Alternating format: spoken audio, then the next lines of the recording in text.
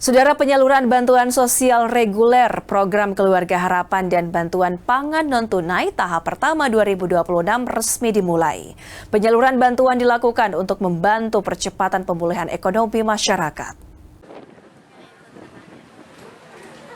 Penyaluran bantuan pangan non-tunai dan bantuan sosial reguler Program Keluarga Harapan di Merauke mulai dilakukan.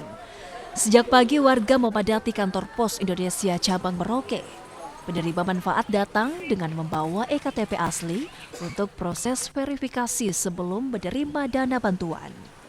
Penerima bantuan tahap pertama tahun 2026 ini berjumlah 2.527 keluarga penerima manfaat yang tersebar di 13 kelurahan dan 2 kampung. Penyaluran bantuan dilakukan hingga 26 Maret 2026.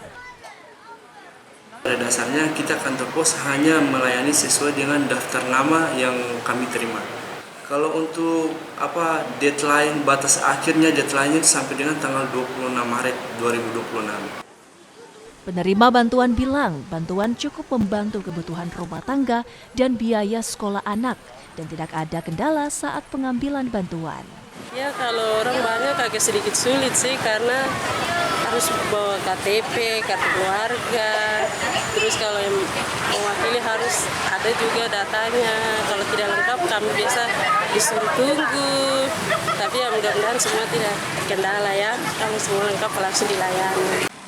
Warga berharap bantuan serupa berlanjut dan menjangkau lebih banyak masyarakat yang membutuhkan, khususnya bagi para lansia.